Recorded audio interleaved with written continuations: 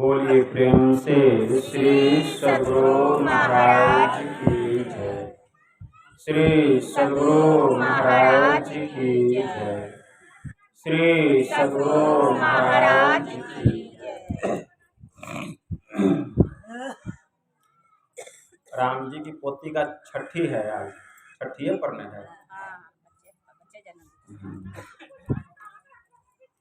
नमामि अमित ज्ञान रूपं कृपालम् अगम बोधदाता सुबुद्धि निधि विसारम् क्षमाशीलयति धीर गंभीर ज्ञानम् धर्मकील बृहधीर समधीर ध्यान जगत त्राणकारी अघारी उदारम भगत प्राण रूपं दयागुण नमो सतगुरुम ज्ञान दाता सुस्वामी नमामि नमामि नमामि नमामि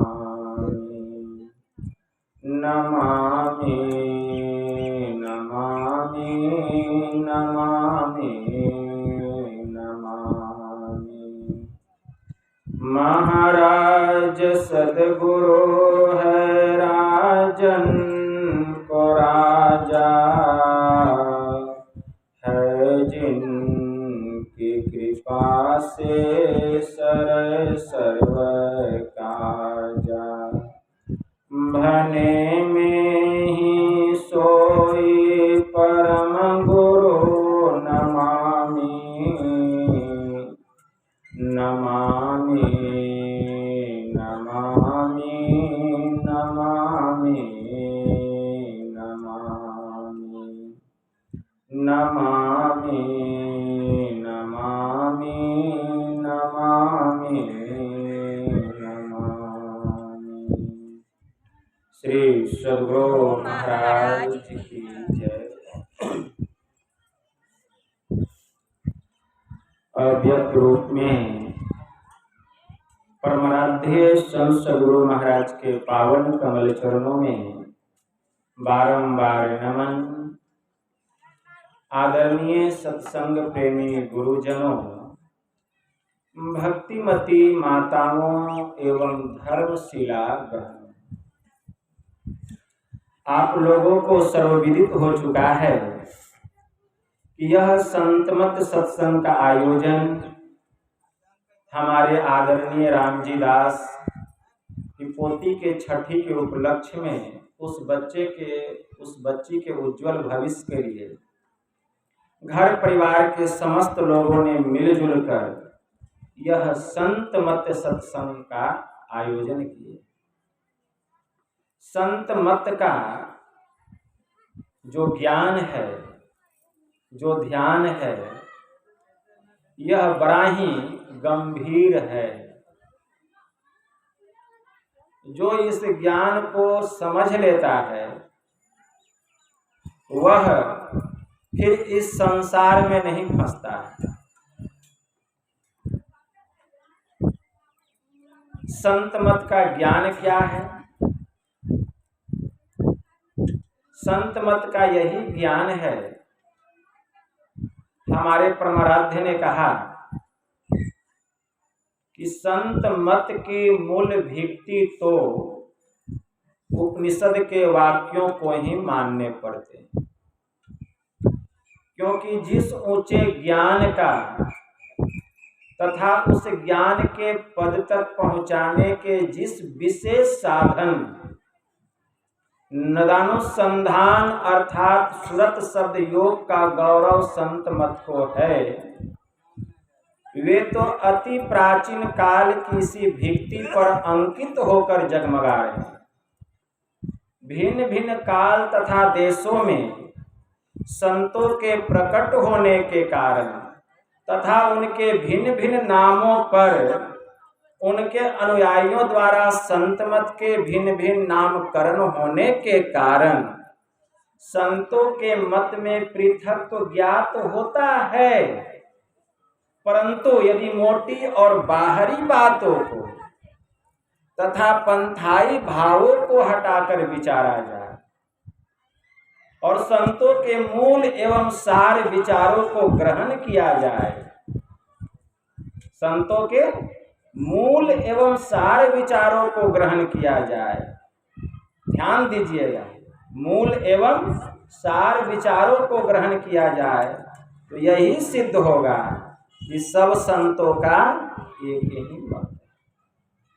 वह एक मत क्या है? मत का मतलब होता है विचार। संतों का एक विचार क्या है? सभी संतों ने कहा ईश्वर एक है। क्या किसी ने कहा कि ईश्वर दो है या 2000 है? सभी संतों ने कहा ईश्वर एक है। हमारा सबसे प्राचीनतम सदग्रंथ है ऋग्वेद। ऋग्वेद में एक मंत्र आया, एकम सद्विप्रा बहुधा वदन्ति एकम ब्रह्म द्वितीयो नासति। सिद्ध हो गया, वह परमात्मा एक है, लेकिन विद्वजन उसको अनेक नामों से विदित करते हैं, लेकिन वह अनेक है नहीं, वह एक ही एक है। अगर कोई कहता है कि परमात्मा 2 है, 10 है, 1000 है, तो वह परमात्मा नहीं, वह नाशवान है। क्या है? नाशवान। और परमात्मा नाशवान नहीं है, वह अविनाशी है। और उसी अविनाशी तत्व परमात्मा का हम अंश जीवात्मा हैं। हम अंश जीवात्मा हैं और यह जीवात्मा भी अविनाशी है। इस जीव का भी नाश नहीं होता है।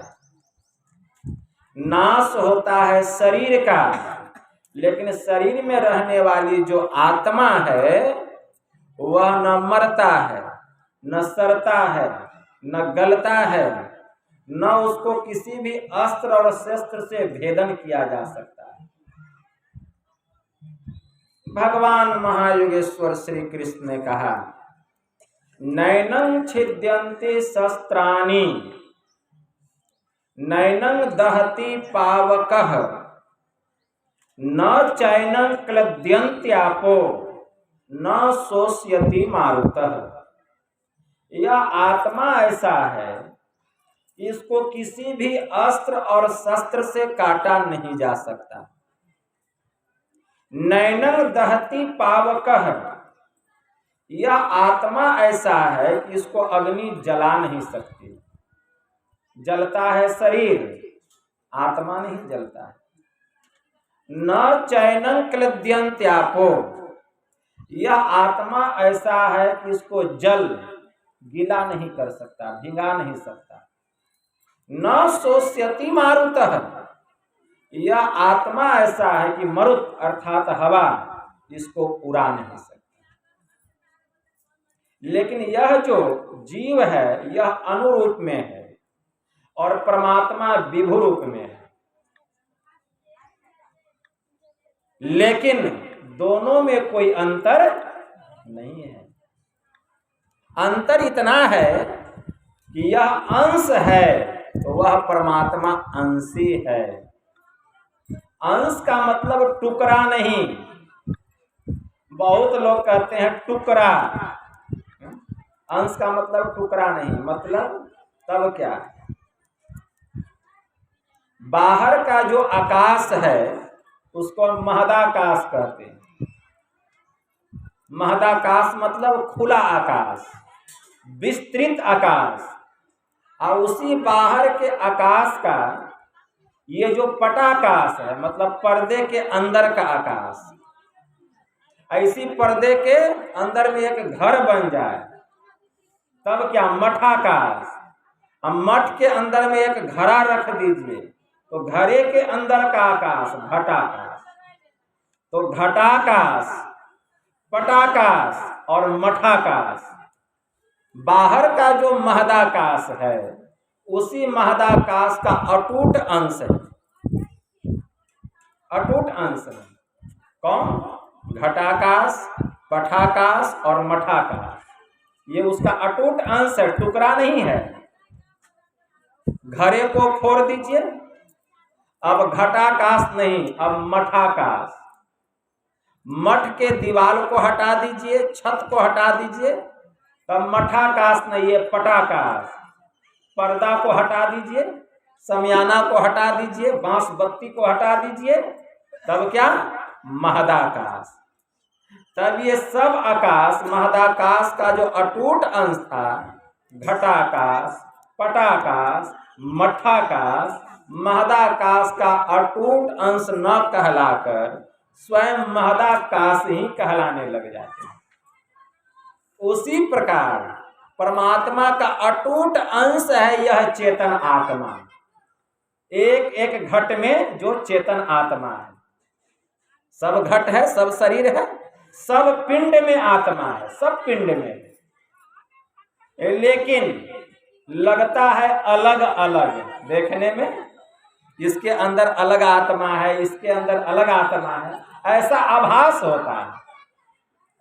जैसे इस बाहर के आकाश में हजारों घड़ा रख दीजिए, हजारों घड़ा रख दीजिए तो सबके अंदर का आकाश घटाकाश, लेकिन घड़ा को फोड़ते चले जाइए और जब हजारों घड़ा फूट जाएगा तब घटाकाश कहाँ रहा, तब तो महदाकाश ही हो गया।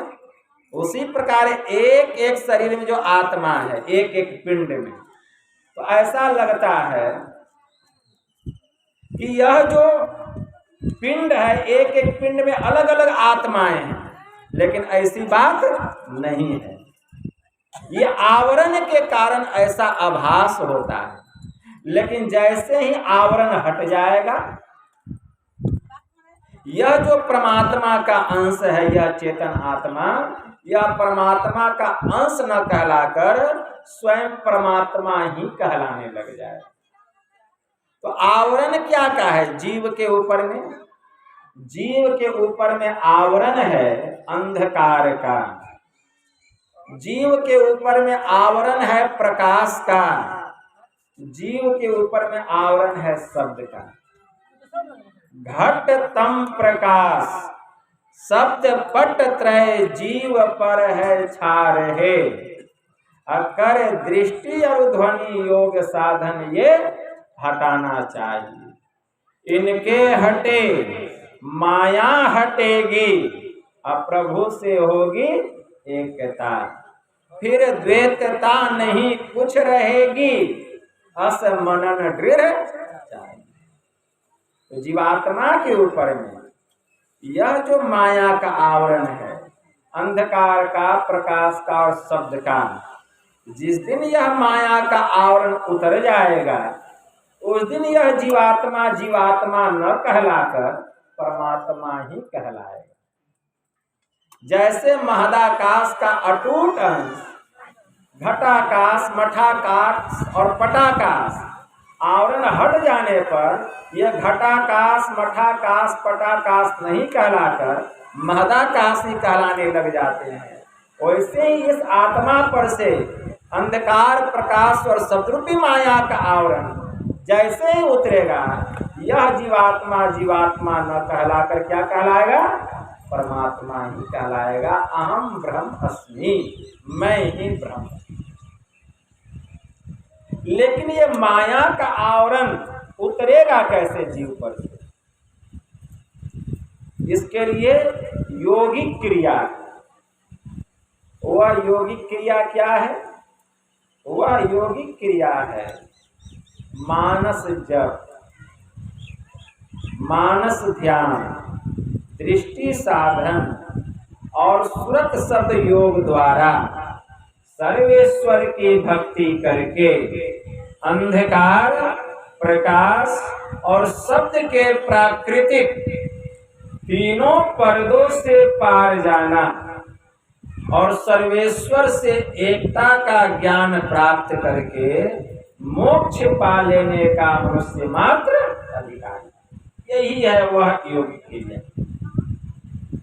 मतलब मानस जप करना पड़ेगा, मानस ध्यान करना पड़ेगा, दृष्टि साधना करनी पड़ेगी, नदानुसंधान की साधना करनी पड़ेगी।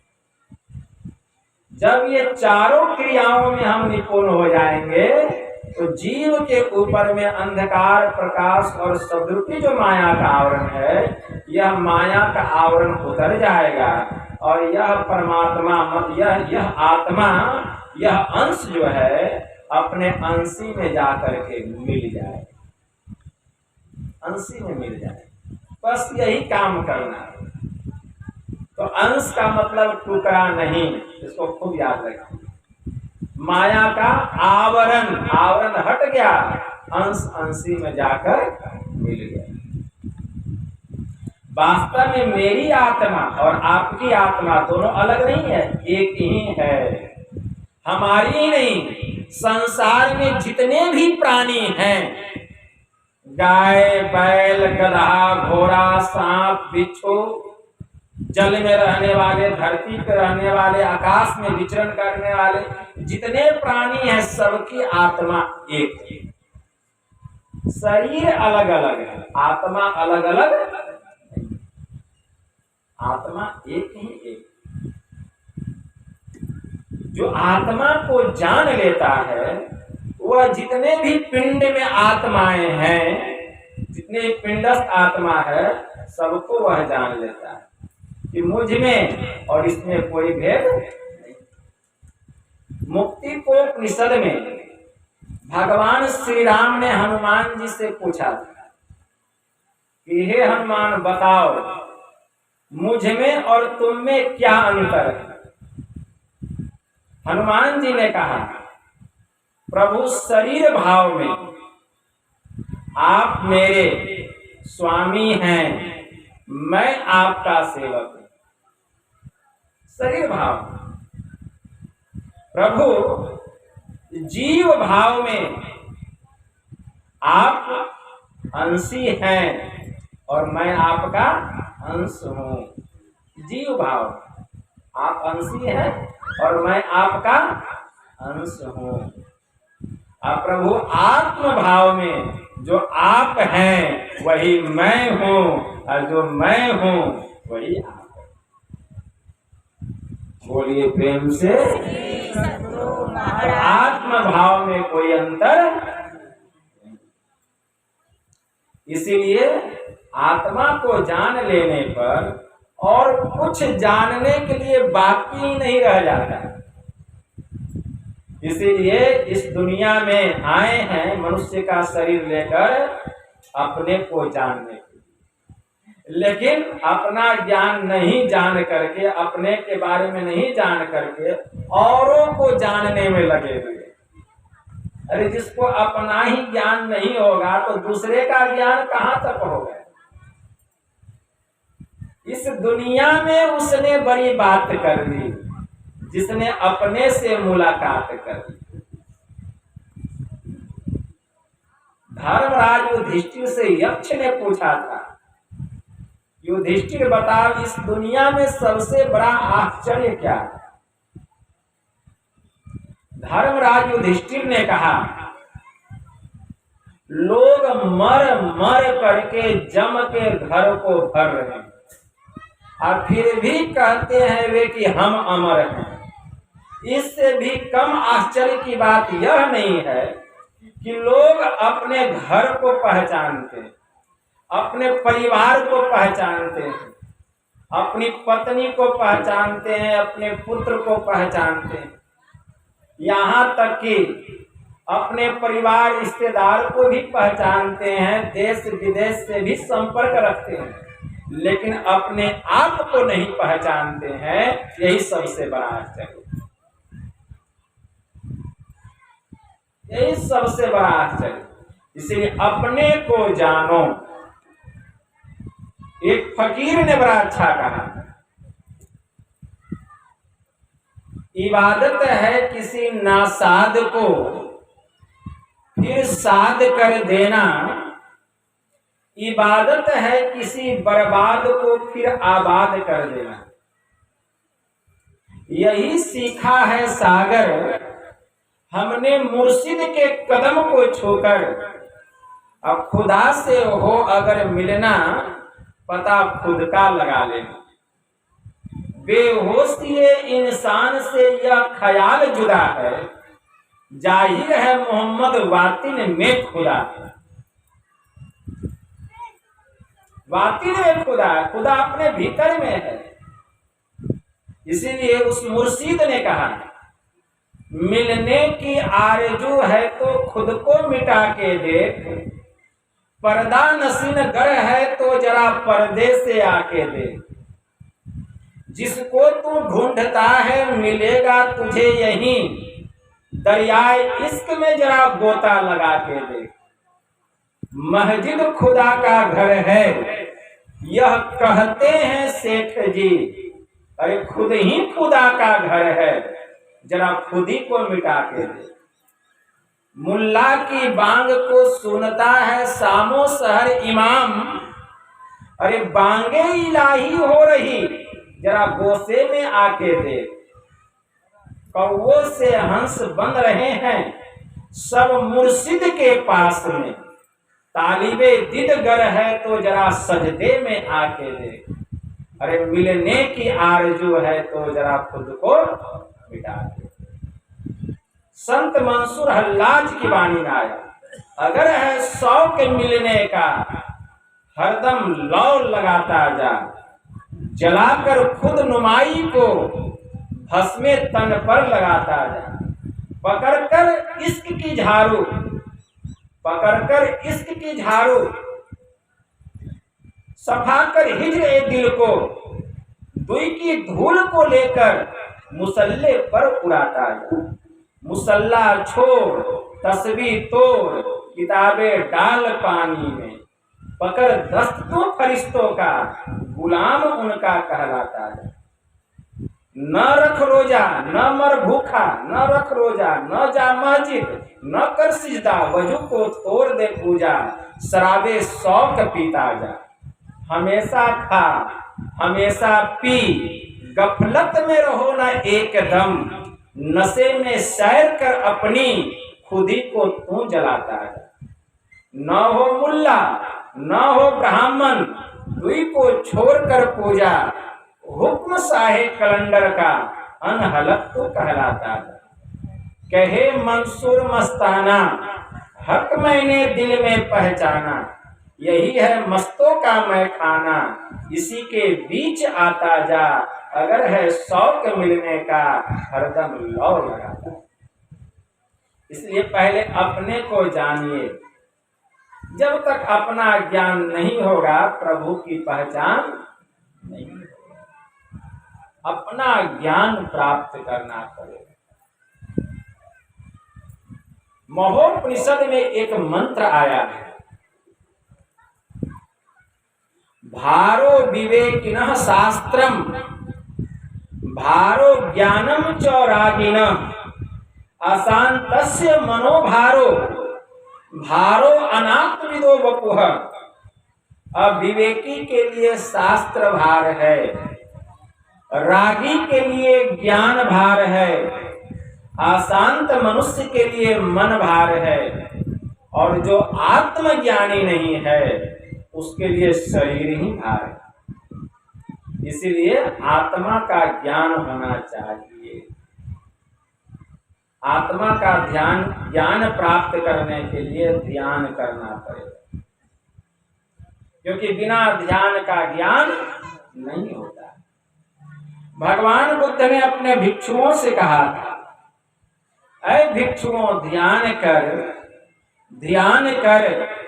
कहीं बेपरवाही के बदले तुझे नरक में आग का धधकता हुआ गोला मुंह में न निगलना पड़े और जलते समय चिल्लाकर यह न कहना पड़े कि हाय यह दुख है। अरे ज्ञान बिना ध्यान नहीं है और ध्यान बिना ज्ञान नहीं है। जिसमें ज्ञान और ध्यान दोनों है वही निर्वाण के समीप है। और भगवान बुद्ध ने यह गाथा कही, नथी ध्यानम अपयस पैया नथी अझायतो यम ही ध्यान अच पैया च सवे निब्बान संति के। प्रज्ञा विहीन को ध्यान नहीं होता, ध्यान नहीं करने वाले को ज्ञान नहीं होता। जिसमें ज्ञान और ध्यान दोनों है वही निर्वाण के समीप है। इसलिए ज्ञान की भी आवश्यकता है और ध्यान की भी आवश्यकता है। तो ज्ञान कहाँ होता है? ज्ञान सत्संग में होता है। श्री जवाब दर्शनोपनिषद में एक मंत्र आया है, ज्ञान शौचम परित्यज्य मामेकम शरणम। मतलब ज्ञान शौच को छोड़कर जो बाहरी शौच में पड़ा रहता है वह मूर्ख सोने को छोड़ करके मिट्टी का ढेला हाथ में लेता है। ज्ञान शौच अर्थात सत्संग, इसको कभी नहीं छोड़ना चाहिए। सत्संग सुनते सुनते ज्ञान होता है। किसके संबंध में? जीव के संबंध में, माया के संबंध में, ब्रह्म के संबंध में। योग क्या है, ज्ञान क्या है, भक्ति क्या है, इन सभी रहस्यमयी बातों का ज्ञान हो जाता है। इसीलिए अभी हम लोग सुन रहे थे, बड़े भाग पाइए सत्संग बिनु प्रयास हो ही भव भंगा। कि बड़े भाग्य से सत्संग मिलता है। अब बिना प्रयास के ही यह सत्संग संसार के भव बंधन से, मतलब आवागमन के चक्र से, जन्म मरण के चक्र से यह सत्संग जीव को छुटकारा दिला देता है। तात सर्ग अपवर्ग सुख धरिये तुला इक अंग अतुल न ताही सकल मिली जो सुख लब सत्संग। अगर तराजू के पलड़े पर, तराजू में कितना पलड़ा होता है? 2 पलड़ा होता है। एक पलड़े पर स्वर्ग का सुख, अपवर्ग का सुख, संसार का समस्त सुख रख दिया जाए और दूसरे पलड़े पर आधा पल का सत्संग रखा जाए तो वही पलड़ा वजनदार हो। सद्गुरु महाराज की जय। कितनी महिमा है सत्संग, कितनी महिमा है। अब हमारे मन में जिज्ञासा होती होगी, सत्संग हम क्यों करते हैं? मुक्ति पाने के लिए। लेकिन यहाँ तो अपवर्ग का भी सुख रख दिया गया। अपवर्ग का मतलब क्या होता है? मोक्ष। लेकिन मोक्ष से भी बढ़ करके हो गया आधा पल का सत्संग। यहाँ अपवर्ग का जो प्रयोग किया गया है यह 4 प्रकार की मुक्ति के लिए किया गया है।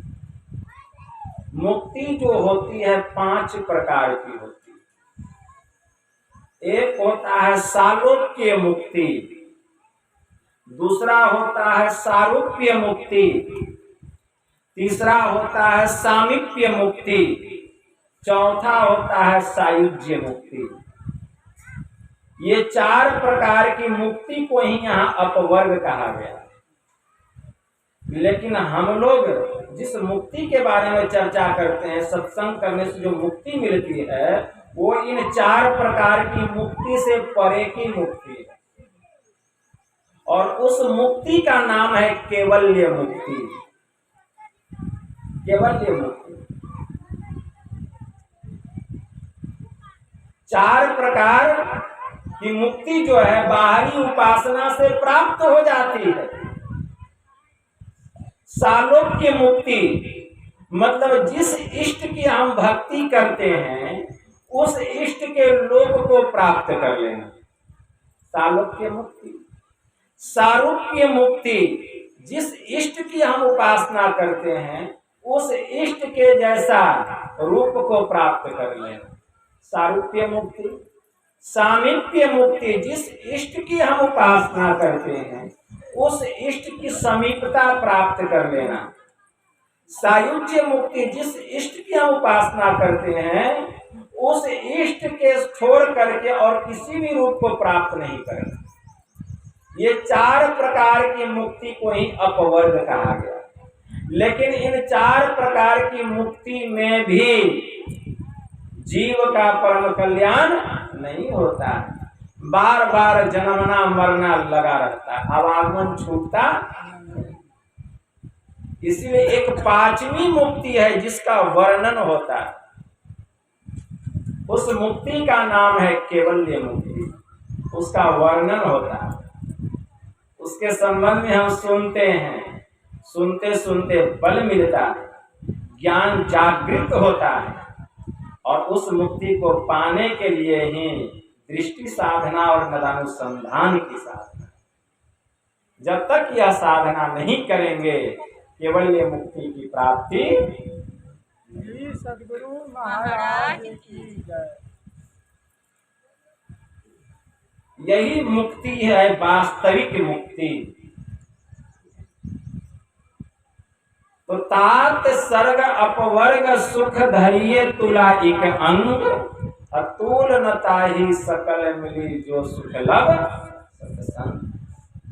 स्वर्ग का सब सुख, संसार का सब सुख और 4 प्रकार की मुक्ति का सुख तराजू के एक पलड़े पर रखा जाए और तराजू के दूसरे पलड़े पर आधा पल का सत्संग रखा जाए तो यह सत्संग ही भजनदार हो। सत्संग का कितना महत्व है। सत्संग लागी रहो रे भाई और तेरी बिगड़ी बात बन जाए। महर्षि वशिष्ठ मुनि ब्रह्म ऋषि थे और महर्षि विश्वामित्र मुनि भी ब्रह्म ऋषि होने का स्वप्न देखा करते थे कि लोग हमको भी ब्रह्म ऋषि कहें। लेकिन ब्रह्म ऋषि सबके बस की बात नहीं है। आजकल तो सब लोग महर्षि ब्रह्म ऋषि अपने नाम के पहले लगाने लगे, लगता है ताखा पर रखा हुआ है। योग्यता प्राप्त करना पड़ता है।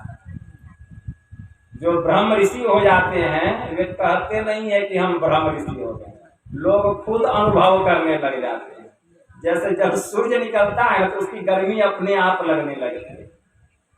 सूर्य को यह नहीं कहना पड़ता कि तुम हमको प्रणाम करो या हमको भगवान कहो, लेकिन हम उसकी शक्ति को देख करके अनुभव लगा लेते हैं। उसी प्रकार जो ब्रह्म ऋषि हो जाते हैं उनका यश सर्वत्र फैल जाता है। भगवान बुद्ध ने कहा जब उपवन में बगीचे में फूल खिलता है उसकी खुशबू हवा का संग करके उसके अनुकूल दिशा में जाती है, लेकिन संतों की जो ज्ञान की खुशबू होती है ना, जो ब्रह्म ऋषि होते हैं, वह हवा के अनुकूल ही नहीं प्रतिकूल दिशा में भी जाती है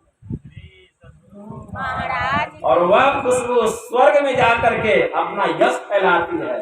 स्वर्गीय देवी देवता उस खुशबू के धार को पकड़कर ऐसे संतों के शरण में आते हैं, उनकी चरण धूलि को अपने माथे पर लगाकर अपने धाम चले जाते हैं।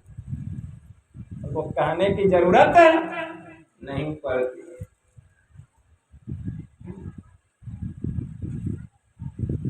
संत कबीर साहब की वाणी में आया, कामी तो बहुतक तरे, क्रोधी तरे अनंत, लोभी जियारा न तरे, कहे कबीर गुणवंत। काम का तजना सहज है, सहज त्रिया का नेह, अमान बड़ाई ईर्ष्या दुर्लभ तजना ए। फिर कहते हैं मान बड़ाई जब से आई और तब से किस्मत फूटी, और स्वामी स्वामी होने लगी आराम से नेह टूटी। देखिए कैसे नेह टूट जाता है। इसीलिए मान मनी हो फना, तब नूर नजर में आवे, बुरका डारे टार खुदा वाखुद दर्शावे। रूह करे मेराज में ऊपर का खोली कुलावा, 30 रोजा रहे भीतर में 7 रिकावा। लाम कान में रब को पावे पल के उदास, अरे साहब साहब क्या करे साहब तेरे पास। इसलिए पल भर का सत्संग, आधा पल का सत्संग अगर जीवन में मिल जाए तो जीवन निहाल हो जाए। तो महर्षि विश्वामित्र मुनि अपने को सोचते थे कि लोग हमको भी ब्रह्म ऋषि कहें, लेकिन कोई कहता नहीं था। उस योग्य होंगे तब ना। एक बार की बात है कि ब्रह्म ऋषि वशिष्ठ मुनि घूमते घूमते महर्षि विश्वामित्र मुनि की कुटिया में पधारे। महर्षि विश्वामित्र मुनि ने उनका बड़ा सादर आदर सत्कार किया। कुछ दिनों तक वे वहां रहे, उनका खूब सेवा किए, समय पर स्नान जलपान भोजन सब व्यवस्था कर देते। 1 सप्ताह तक रहने के बाद वहां से विदा होने लगे। तो महर्षि विश्वामित्र मुनि के मन में हुआ इनको विदाई में कुछ देना चाहिए। क्या दे विदाई में? तो उन्होंने उनको विदाई में अपना 1000 वर्ष तप का फल दिया। ब्रह्म ऋषि वशिष्ठ मुनि तो तत्वदर्शी थे, कुछ नहीं बोले, चले गए। कुछ दिनों के बाद महर्षि विश्वामित्र मुनि भी ब्रह्म ऋषि वशिष्ठ मुनि की कुटिया में पधारे। तो ब्रह्म ऋषि महर्षि वशिष्ठ मुनि ने भी उनका बड़ा आदर सत्कार किया, स्वागत किया, समय पर स्नान जलपान भोजन सबकी व्यवस्था कर देते। वे भी 1 सप्ताह रुक गए और 1 सप्ताह रुक करके वे भी उनकी कुटिया से विदा होने लगे। तो महर्षि वशिष्ठ मुनि के मन में हुआ इनको भी कुछ विदाई में देना चाहिए। तो महर्षि वशिष्ठ मुनि ने उनको विदाई में अपना आधा पल का सत्संग दिया कि मैं आपको विदाई में अपना आधा पल का सत्संग देता हूं। यह सुनकर उनका मन बड़ा खिन्न हो गया, मुरझा गया, चेहरा मलिन हो गया और मन ही मन सोचने लग गए, यह क्या, जब ये मेरे यहाँ से विदा होने लगे थे तो मैंने इनको विदाई में 1000 वर्ष तप का फल दिया और मैं जब विदा हो रहा हूं तो आधा पल का सत्संग देकर मेरा तोहीन कर रहे हैं, मेरा अपमान कर रहे हैं, मेरा अनादर कर रहे हैं। मन खिन्न हो गया, बात पेट तक नहीं रही, जुबान पर आ गई और उन्होंने बोल करके प्रकट कर दिया कि हे महर्षि वशिष्ठ मुनि, क्या आप भूल गए जब आप मेरे यहाँ से विदा हो रहे थे तब मैंने आपको विदाई में 1000 वर्ष तप का फल दिया था, और यह क्या, आप मुझे विदाई में आधा पल का सत्संग देकर मेरा अपमान कर रहे हैं, मेरा अनादर कर रहे हैं, मेरा तौहीन कर रहे हैं। वहीं पर ब्रह्म ऋषि वशिष्ठ मुनि ने कहा कि हे महर्षि विश्वामित्र मुनि, इसका मतलब है आपने आधे पल की सत्संग की महिमा को नहीं जाना। कि आधे पल के सत्संग की क्या महिमा, अगर जानते तब तो नहीं बोलते, लेकिन फैसला कैसे होगा। तो महर्षि विश्वामित्र मुनि कहते हैं हाँ फैसला हो जाए। कहाँ होगा? चलिए ब्रह्मा जी के पास। दोनों ब्रह्मा जी के पास गए। जाकर के कहते हैं महर्षि विश्वामित्र मुनि, हे प्रजापति फैसला कीजिए। जब इनके यहाँ मैं गया था तो इन्होंने विदाई में मुझे 1000 वर्ष तप का फल दिया था, और जब ये मेरे यहाँ से विदा होने लगे तो मैंने अपना आधा पल का सत्संग इनको दिया। आप फैसला कीजिए 1000 वर्ष तप का फल आधे पल के सत्संग से श्रेष्ठ है कि आधा पल का सत्संग 1000 वर्ष तप के फल से श्रेष्ठ है। प्रजापति भी सोचने लग गए, कहीं इनके विपक्ष में फैसला हुआ तो ये तो तप के धनी हैं, कहीं श्राप दे देंगे तब क्या होगा। वे कहते हैं कि देखिए आप लोग भगवान महादेव के पास क्यों नहीं चले जाते? वे तो जोगी हैं, सत्संग सुनने के लिए जाते हैं। तब जब ज्ञान ध्यान सत्संग इसके बारे में उनको अच्छा से नॉलेज है, ज्ञान है, वे आप लोगों का उचित फैसला कर दे। इसलिए आप दोनों उन्हीं के पास चले जाइए।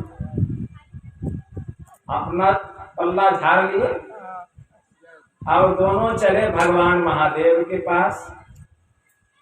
वहां जाकर के विश्वामित्र मुनि कहते हैं कि हे भोलेनाथ फैसला कीजिए हम दोनों का कि 1000 वर्ष तप का फल आधे पल के सत्संग से श्रेष्ठ है कि आधा पल का सत्संग 1000 वर्ष तप के फल से श्रेष्ठ है कि 1000 वर्ष तप का फल आधे पल के सत्संग से श्रेष्ठ। अब भगवान शिव जी भी सोचने लगे कि कहीं इनके विपक्ष में फैसला हो गया, ये तुरंत श्राप दे देंगे। श्राप देने में देरी नहीं करेंगे। और ब्रह्म ऋषि वशिष्ठ मुनि तो ब्रह्म ज्ञानी हैं, तत्वों को जानने वाले हैं, लेकिन फैसला भी तो उचित होना चाहिए, ठीक है ना। ये तो कुछ नहीं बोलेंगे, लेकिन जो सही बात है वो तो रखना पड़ेगा। लेकिन इनके विपक्ष में बात हो जाएगी, ये कुछ भी अनाप शनाप बोल सकते हैं, इनके मुंह पर लगाम नहीं है। इसीलिए उन्होंने कहा कि हे विश्वामित्र मुनि आप लोग शेष नाग के पास चले जाइए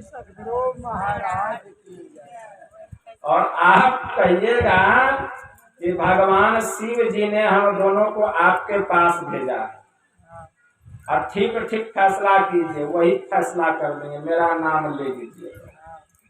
अब तो उनका क्रोध बढ़ते जा रहा है।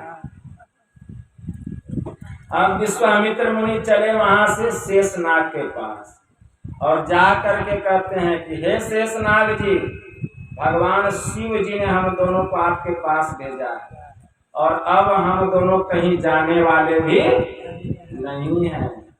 फैसला कीजिए 1000 वर्ष तप का फल आधे पल के सत्संग से श्रेष्ठ है कि आधा पल का सत्संग 1000 वर्ष तप के फल से श्रेष्ठ।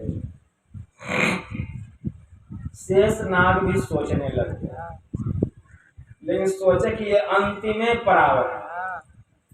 तो शेषनाग कहते हैं महर्षि विश्वामित्र मुनि से कि हे विश्वामित्र मुनि आप ऐसा कीजिए, आपने जो 1000 वर्ष तप का फल आपने ब्रह्म ऋषि वशिष्ठ मुनि को दिया है विदाई के रूप में, उस 1000 वर्ष तप के फल के बल पर मेरे माथे पर जो पृथ्वी खड़ी है उसके बल पर आप कुछ देर के लिए अपने माथे पर रखिए। वे अपना माथा लगाते हैं, 1000 वर्ष तप का फल का बल भी लगा देते हैं, लेकिन पृथ्वी टस से मस नहीं होती, झुंझला करके अपना माथा पीछे हटा लेते हैं। फिर शेषनाग ब्रह्म ऋषि वशिष्ठ मुनि से कहते हैं कि हे ब्रह्म ऋषि वशिष्ठ मुनि, आपने जो इनको विदाई में आधा पल का सत्संग दिया है, उस आधे पल के सत्संग के फल के बल पर मेरे माथे पर जो पृथ्वी खड़ी है, इसको कुछ देर के लिए आप अपनी अंगुली पर उठा लीजिए। ये अपना उंगली सटाते हैं, आधा पल का सत्संग का बल लगाते हैं, पृथ्वी इनके उंगली पर आकर के खड़ी हो जाती है। श्री सद्गुरु महाराज की जय। अब विश्वामित्र मुनि कहते अब फैसला कीजिए, अब तो आपका माथा भी हल्का हो गया। तो शेषनाग कहते हैं आप तो हद करते हैं विश्वामित्र मुनि, प्रत्यक्ष के सामने अब प्रमाण देने की क्या जरूरत है? आपने 1000 वर्ष तप का बल लगाया, पृथ्वी टस से मस नहीं हुई, इन्होंने आधे पल के सत्संग के बल पर अपनी उंगली पर पृथ्वी को खड़ा कर दिया। इसीलिए तात मिले पुनि मात मिले सुत भ्रात मिले, युवती सुखदाई राज मिले गजबाज मिले सब साज मिले, मनवांछित फल पाई लोक मिले सुर लोक मिले विधि लोक मिले बैकुंठों जाई, सुंदर मिले और सब ही सुख संत समागम दुर्लभ। इसीलिए सत्संग के फल से बढ़ करके और कोई दूसरा फल नहीं। सत्संग, इसलिए सत्संग करना चाहिए, सत्संग करना चाहिए। सत्संग सुनते सुनते ज्ञान हो जाता है। आप लोग धुंधकारी का नाम सुने होंगे, वो कौन ध्यान किया था, जप तप किया था, प्रेत बन गया था मर करके, और गोकर्ण ने उसके नाम पर सत्संग किया, 7 दिन तक सत्संग किया, और 7 गिरह वाला बांस में एक छेद था, और उसी छेद में बैठ करके वह सुन रहा था सत्संग। कौन? धुंधकारी प्रेत की योनि में था।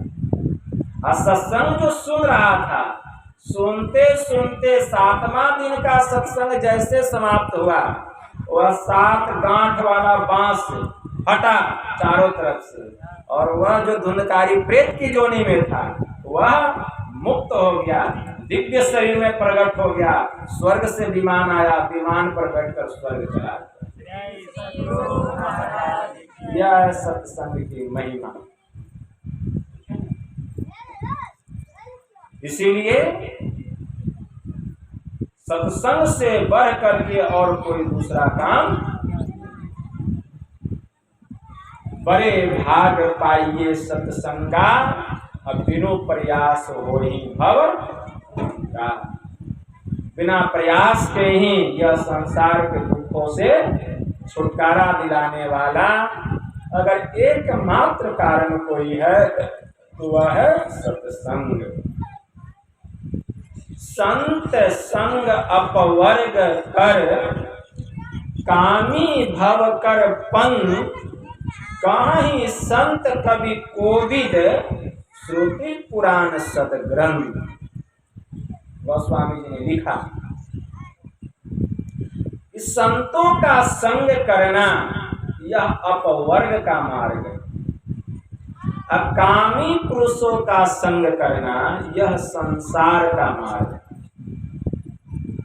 संत संग अपवर्ग कर कामी भव कर पंग, कहाँ ही संत कवि कोविद श्रुति पुराण सदग्रंथ। जितने संत हैं, कवि हैं, पंडित हैं, विद्वजन हैं, हमारे जितने सदग्रंथ हैं, सब ऐसा कहते हैं कि संतों का संग करने से मोक्ष मिलता है, मुक्ति मिलता है। इसीलिए सत्संगति करनी चाहिए। सत्संगति दुर्लभ संसारा, निमिष दंड भयउ एक ही बार। गोस्वामी जी ने लिखा, इस संसार में संतों की संगति मिलना, इस संसार में सत्संग मिलना अत्यंत दुर्लभ है। जबकि सब ही सुलभ सब दिन सब देशा, असेवत सादर समन कलेसा। यह सत्संग सबको सब दिन सब देशों में उपलब्ध उपलब्ध है, आदर सहित जो इसकी सेवा करते हैं वह संसार के दुखों से छुटकारा प्राप्त करें। आदर सहित सेवा करनी पड़ेगी। तो यह है सत्संग।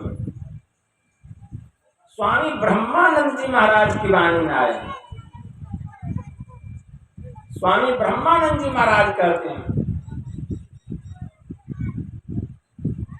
कि सत्संगति मतलब संतों की संगति।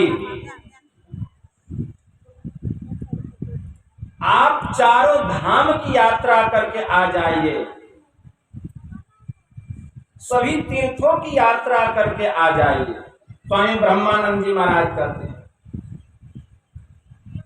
लेकिन जब तक आप संतों की संगति नहीं कीजिएगा, जब तक सत्संग नहीं कीजिएगा, तो कहते हैं सत्संगत जग सार साधो, सत्संगत जग सार रे, काशी नहाए मथुरा नहाए नहाए हरिद्वार रे, चार धाम तीर्थ करी आए, मन का नहीं सुधार रे, वन में जाए कियो तप भारी, काया कष्ट अपार रे, इंद्री ने जीत करी न बस अपने, हृदय नाही विचार। मंदिर जाए करे नित पूजा, राखे बड़ो आचार रे, साधु जन की कदर न जाने, मिले न सृजनहार रे, बिनु सत्संगत ज्ञान न उपजे, कर ले जतन हजार। तो जब तक सत्संग नहीं करेंगे ज्ञान होने वाला, सत्संग करना पड़ेगा। इसलिए ज्ञान का पहला सोर्स है सत्संग। सत्संग सुनते सुनते ज्ञान होता है, इसलिए सत्संग खूब करना चाहिए। हमारे परमाराध्य ने क्यों कहा, नित्य प्रति सत्संग कर ले प्यारा, तेरा कार्य सरे सारा, सारे कार्य को निर्णय करके धर चेतन धारा, धर चेतन धारा पिंड के पारा, दसम द्वारे का, ज्योति जगी जावे अति सुख पावे, शब्द सहारे का, लख बिंदु नाद तह त्रय, बंदे के सुनो सुनो में ही, अब्रह्म नाद का धरो सहारा, आपन तन। सत्संग करते करते ब्रह्मनाद का सहारा मिलता है, लेकिन सत्संग दोनों करना पड़ेगा, बाहरी सत्संग भी और आंतरिक सत्संग भी। हमारे प्रहलाद ने कहा धर्म कथा बाहर सत्संग, अंतर सत्संग ध्यान अभंग, नैनन मुंदी ध्यान को साधन, हृदय दृढ़ करो जैसे बैठी सुखासन। सुख आसन में बैठ करके ध्यान करना चाहिए, यह भीतर का सत्संग। तो बाहरी सत्संग और आंतरिक सत्संग दोनों करें तब ब्रह्मनाद का सहारा मिलेगा। बाहर के सत्संग में ब्रह्मनाद के बारे में जो ब्रह्मज्ञानी महापुरुष होते हैं उसकी चर्चा करते हैं, और जो आंतरिक सत्संग करते हैं उनको जब वास्तविक में उस ब्रह्मनाद का सहारा मिलता है तो सीधे उस जीव को मुक्ति मिल जाती है, उस जीव को मुक्ति की प्राप्ति हो जाती है। इसीलिए बाहरी सत्संग और आंतरिक सत्संग दोनों सत्संग की आवश्यकता है, तब इस जीव को मुक्ति मिलेगी। कौन मुक्ति? केवल ये मुक्ति, पांचवी मुक्ति जिसका वर्णन होता है। तब सब प्रकार के दुखों से इस जीव को छुटकारा मिल जाएगा, इस जीव का कल्याण हो जाएगा। जिस काम को करने के लिए यह मनुष्य का शरीर मिला, यह मनुष्य का जीवन सार्थक हो जाएगा, धन्य धन्य हो जाएगा। तो यह काम करें, इसके लिए अवलंब है सदाचार, अवलंब है सदाचार। गुरु महाराज की वाणी में आया, जो निज घट रस चाहो तो अपने को 5 पाप से हरदम खूब बचाओ। एक है झूठ नशा है, दूसर तीसर नारी पर के हो, चौथी चोरी, पंचम हिंसा, दिल से इन्हें अलगाओ। जो निज घट रस चाहो, अपने को 5 पाप से हरदम खूब बचाओ। तो 5 पापों से खूब बचा करके हमें नित्य प्रतिदिन ध्यान करना चाहिए, सत्संग करना चाहिए, जहाँ तक हो सके गुरु की सेवा करनी चाहिए, परोपकार का काम करना चाहिए, जहाँ तक हो सके दान पुण्य करना चाहिए। ये हमारा निज काम है। तब इस संसार में मनुष्य का शरीर पाकर ये सब काम करेंगे तो हमारा यह जीवन सार्थक हो जाएगा और भक्ति करते करते गुरु की कृपा से एक दिन सदा के लिए यह जीव केवल मुक्ति को प्राप्त कर ले। यही थोड़ा सा आप लोगों की सेवा में कहा। बस इतना ही कहकर मैं अपनी वाणी को यहीं विराम देता हूँ। यह संत मत सत्संग का आयोजन हमारे रामजी दास ने अपनी पोती के छठी के उपलक्ष्य में उसके उज्जवल भविष्य के लिए संत मत सत्संग का आयोजन किए। मैं गुरु महाराज से उस बच्ची के उज्जवल भविष्य की कामना करता हूँ, प्रार्थना करता हूँ।